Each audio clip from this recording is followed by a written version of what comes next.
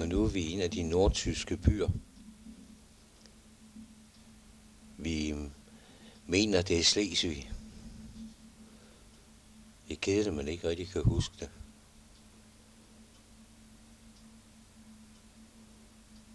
Men det er Højkirketårn.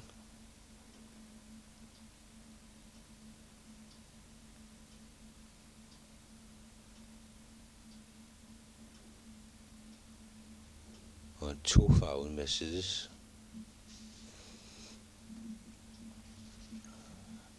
Og vi er i Sønderborg. Vi er stadigvæk i 63. Det er tante Inge og Inger og mor Inge og Henrik. Stadigvæk Sønderborg. Og Sønderborg Rådhus. Ja, Gunnar, han vinker gerne. Og det er Åben Rå Lystbådehavn.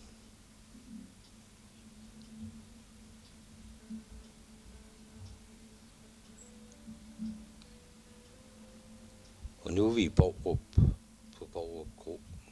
Og vi kan ikke blive enige om, hvad det er, pigerne hedder.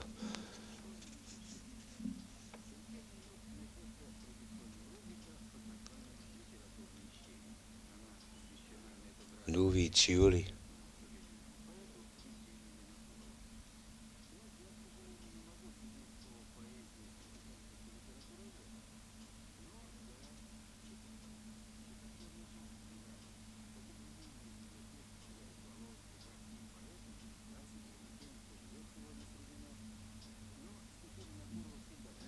De billeder her, de er lidt bedre kvalitet.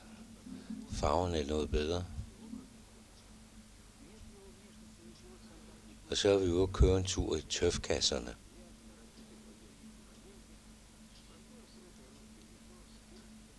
Det er storebror, der kører.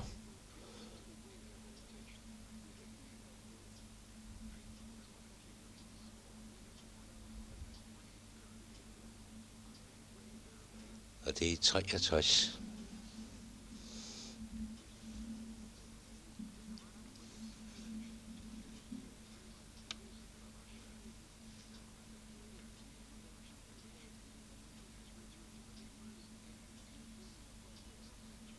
Nu har Henrik sandelig fået lov til at styre.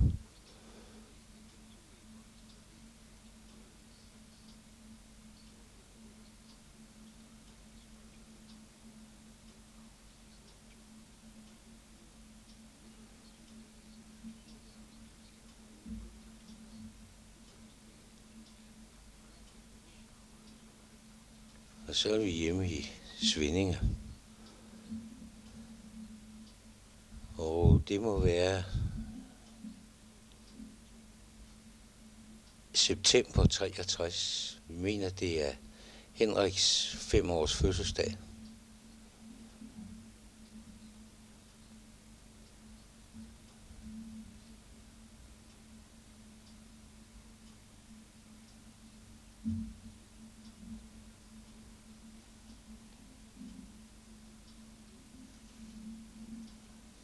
Og så er vi en tur på Kullen, som bekendt ligger i Sverige. Lægger mærke til den lille jagthytte, der lå derhen.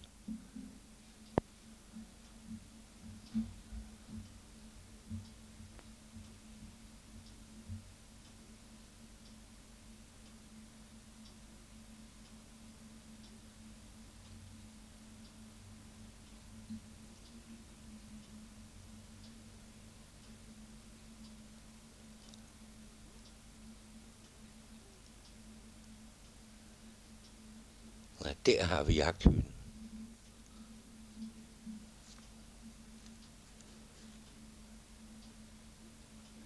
Det er Kullen Fyr.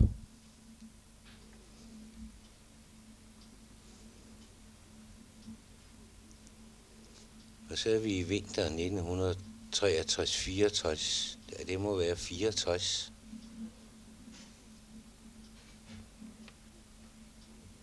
Og der er gang i slæderne. Der er noget sne.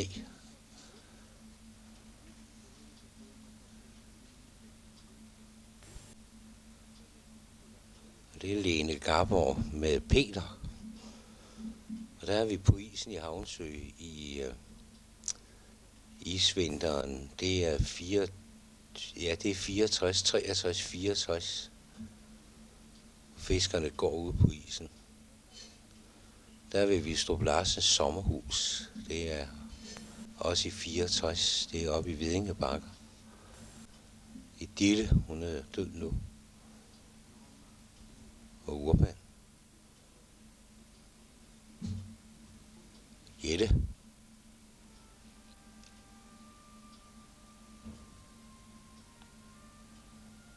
Og en lille ferieby vist. Og der kommer Per hjem fra skoleudflugt. Han har været på Bromølle Kro. Og han har haft en gave med hjem til Henrik. I form af en stor blyant.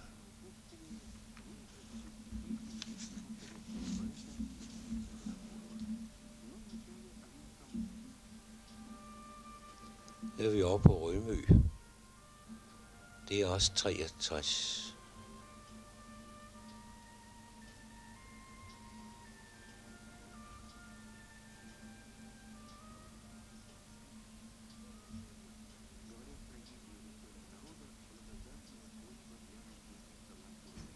Ja, har vi mormor og morfar med på ferietur.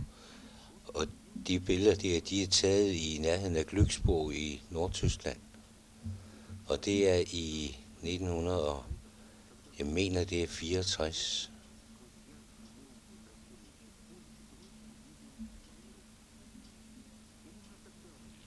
Og der er vi i Sønderborg.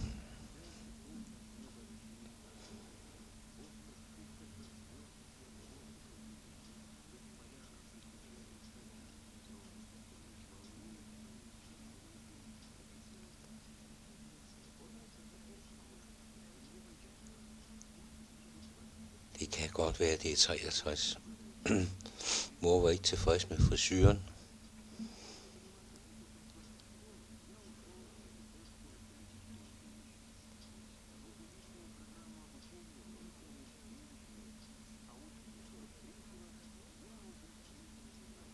Og så kommer Livgarden.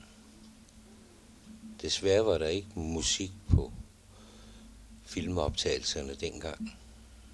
Eller lyd på dem.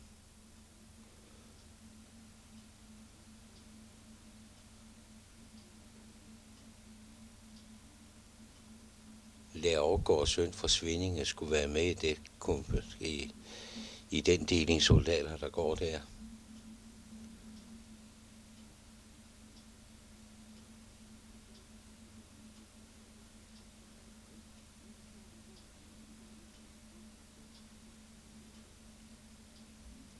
Det er på vej nu til Gråsten Slot, hvor dronningen residerede. Nu er vi i Høgeskov, og det er sommer 1964, og de har lige fået nyt tøj. De er helt ensklædt på.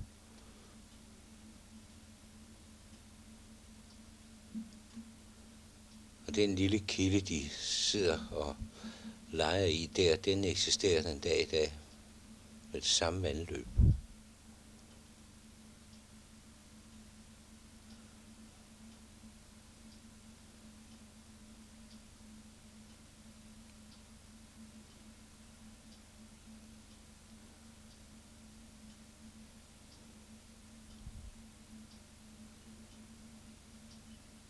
I baggrunden kan vi se Høge Teltby.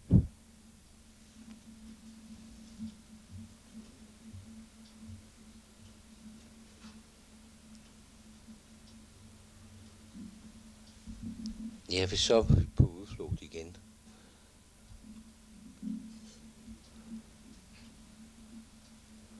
Og det er igen fra, jeg mener, Kongsdal.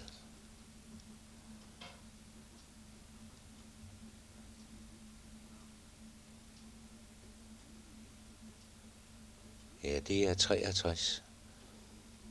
Det er filmene taget og sat sammen nogle gange. Årstallene kan godt være flækket ind i hinanden.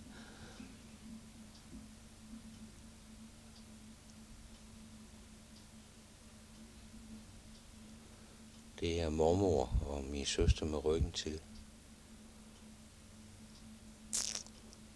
Henrik, der lige skal prøve kikkerten.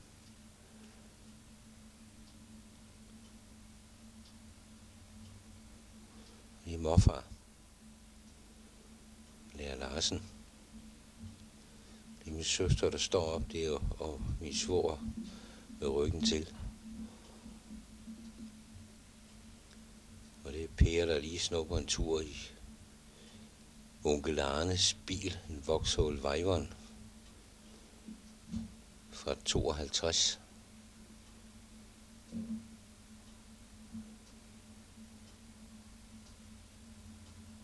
Det er min far og mor, Nikolaj og Mathilde Ludvigsen.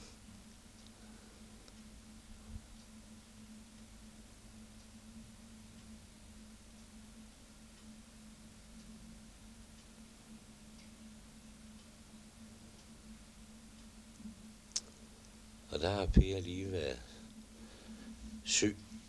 Det er i sengen halsens dag. Det er første dag, han er ude.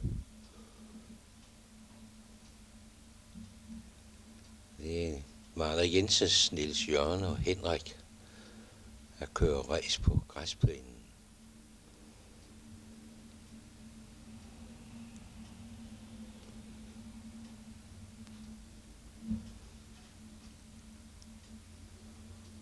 Per nyder at komme op.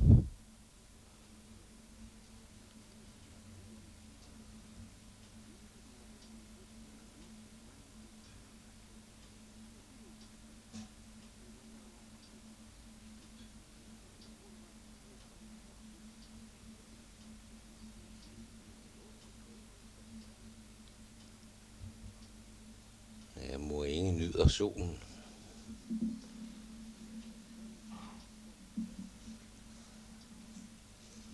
Jo, kom nu her, Per. Nej. Det er ikke sådan ved. Det går bedre med Henrik.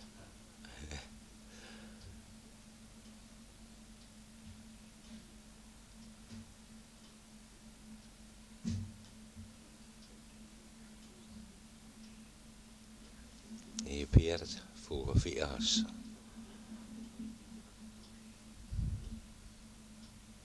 Det var dengang, det var moderne med butterfly.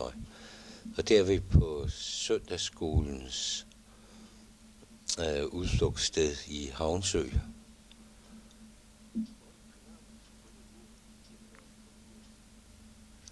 En lejr, de har dernede.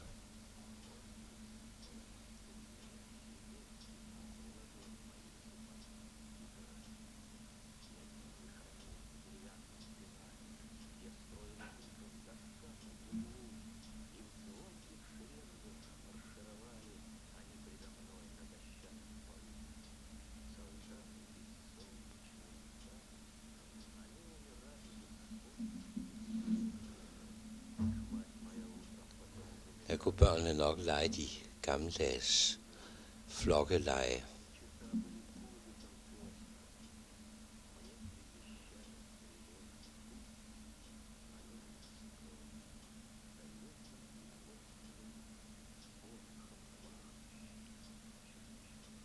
Det er Per hjemme her, det er Preben Henry fra dengang Esso i Svindinger. Og Henrik, han har ikke rigtig fået sommertøj på, men han er glad og godt tilfreds. Så er vi frem til 1900 og jeg mener, det må være 64 i Sanddupperne.